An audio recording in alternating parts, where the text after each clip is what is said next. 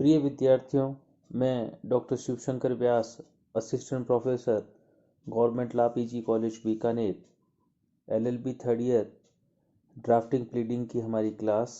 और आज की क्लास में हम परिवाद या इस्तिगासा, या जिसे हम इंग्लिश में कंप्लेंट कहते हैं, उसके प्रारूप की चर्चा करेंगे कि किस प्रकार से न्यायालय में परिवाद को प्रस्तुत किया जाता है।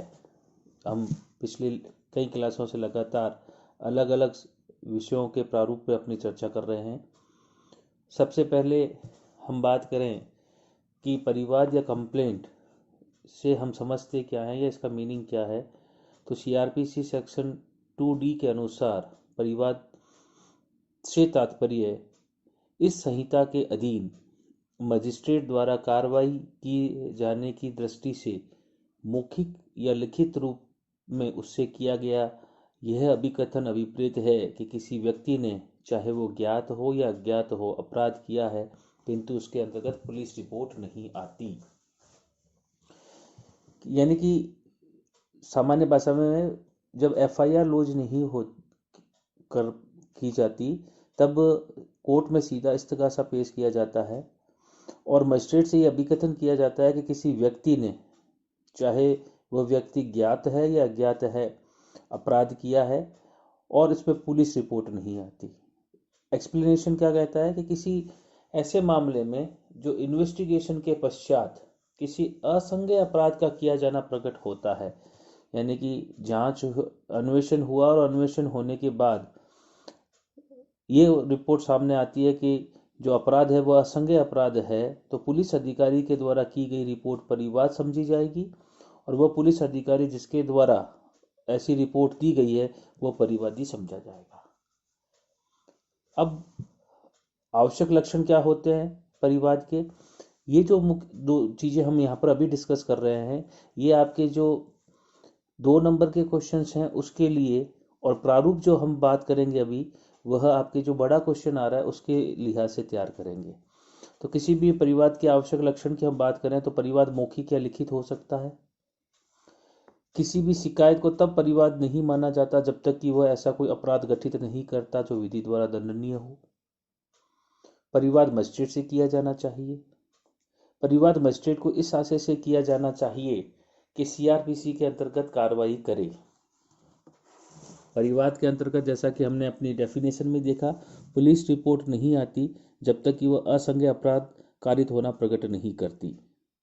परिवाद में समस्त साक्ष्य का दिया जाना आवश्यक नहीं है जो परिवादी के पास विद्यमान है।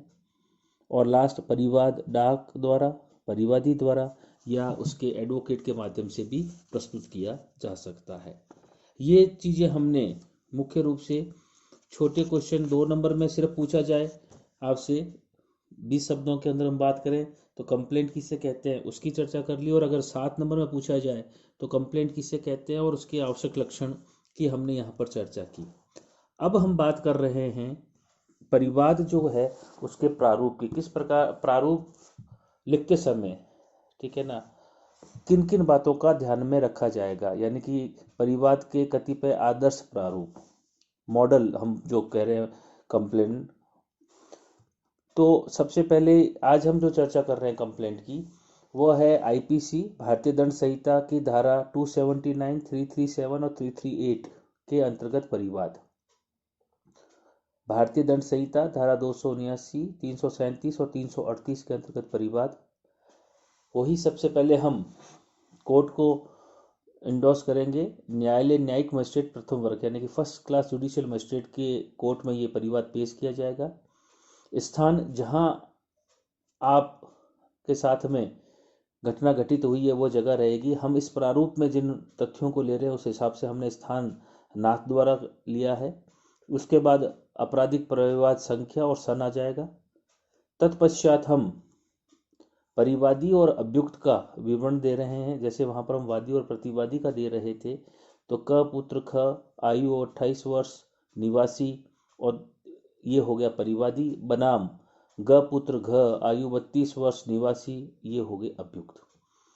तत्पश्चात हम अपने टाइटल को बीचों बीच लिखते हुए आईपीसी सेक्शन 279, 337, 338 के अंतर्गत परिवाद और परिवादी निम्नलिखित निवेदन करता है करके हम अब तथ्यों को पेश करेंगे।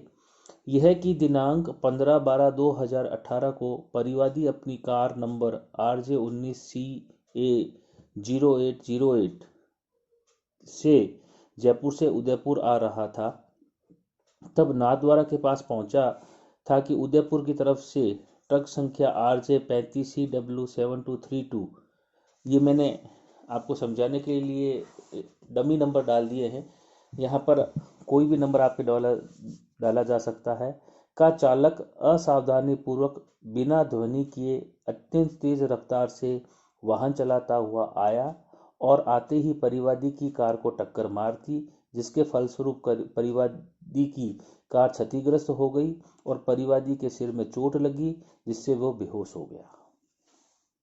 पहला फैक्ट आप लिख रहे हैं, वह दिनांक जिस दिन ये घटना घटित हुई कि परिवादी दिनांक 15/12/2018 को अपनी कार संख्या, जो हमने अभी बात की, जयपुर से उदयपुर आ रहा था और नाथद्वारा के पास पहुंचा था कि उदयपुर की तरफ से आ रहे ट्रक ने असावधानी पूर्वक चलाते हुए बिना ध्वनि किए यानी कि बिना हॉर्न दिए तेज रफ्तार से आया और उसकी गाड़ी को क्षतिग्रस्त कर दिया। यह कि कार में बैठा उसका एक मित्र और उक्त घटना के प्रत्यक्षदर्शी व्यक्तियों ने दौड़कर परिवादी को क्षतिग्रस्त कार से उठाकर समीप के, अब यहाँ पर हॉस्पिटल का नाम आएगा, कोई भी नाम आप XABCD दे सकते हैं, मारवाड़ नामक हॉस्पिटल ले गए, जहां परिवादी का इलाज किया गया। 5 घंटे बाद उसे होश आया और 3 दिन तक वह हॉस्पिटल में रहा। तथ्य संख्या 3, यह कि परिवादी ने अपना मेडिकल परीक्षण भी करवाया, जिसकी मुआयना रिपोर्ट संलग्न है। 4, यह कि उक्त वाहन का चालक घटना स्थल पर वाहन छोड़कर फरार हो गया, किंतु वाहन में रखे लाइसेंस से उसका नाम विदित हो गया, यानी कि जो ड्राइवर था वो तो घटना स्थल से फरार हो गया, लेकिन उसके गाड़ी में जो डॉक्यूमेंट्स थे, लाइसेंस वगैरह, उससे उसका नाम पता हो गया। यह कि परिवादी का एक मित्र श्री रामेश्वर लाल, जो कार में उसके साथ आ रहा था, ने परिवादी को होश में आने के बाद उक्त घटना के संदर्भ में नाथद्वारा में प्रथम सूचना रिपोर्ट FIR कराने के लिए गया, किंतु थाना अध्यक्ष ने उससे दर्ज नहीं किया। वो पुलिस रिपोर्ट FIR कराने गए, लेकिन थाने में उसकी रिपोर्ट दर्ज नहीं की गई। फैक्ट नंबर 6, यह कि परिवादी थाना अध्यक्ष के उक्त व्यवहार से क्षुब्ध होकर श्रीमान के समक्ष प्रस्तुत परिवाद संस्थित कर रहा है, अतः प्रार्थना है कि अभियुक्त के विरुद्ध भारतीय दंड संहिता की धारा 279, 337 और 338 के अंतर्गत प्रसंज्ञान लिया जाकर उसे दोषित करते हुए तदनुसार दंडित किया जाए। फिर नीचे हम घटना से संबंधित साक्षी 1, 2, 3, 4 जो भी हैं उनके नाम लिखेंगे, स्थान, दिनांक, परिवादी अपने हस्ताक्षर करेगा और एडवोकेट के साइन होंगे। इस तरीके से परिवाद का प्रारूप बनाया जाएगा। अब आपसे हो सकता है कि पेपर में किसी भी सब्जेक्ट को देकर, यानी कि यहाँ पर तो हम भारतीय दंड संहिता की धारा 279, 337 या 338 की बात कर रहे हैं, आपसे फैक्ट दे दिए जाएंगे कि इस तरीके से ये घटना घटित हुई है, ठीक है ना, और आप क्या कीजिए, इसके ऊपर परिवाद के प्रारूप की रचना कीजिए। वो भारतीय दंड संहिता की धारा 376 भी हो सकती है, 307 भी हो सकती है, ठीक है ना, अलग अलग जो भी धाराएं हैं, चाहे वो 352, 323, 504 या 420, यानी कि आपको फैक्ट्स बदल दिए जाएंगे, यानी कि आपका जो इश्यू है वो बदल दिया जाएगा, लेकिन लिखने का जो प्रारूप होगा वह हमने जो यहाँ पर चर्चा की वो इसी प्रकार से होगा। इस प्रकार हमने आज कंप्लेंट और कंप्लेंट के प्रारूप की रचना किस प्रकार से होगी उस पर चर्चा की। धन्यवाद।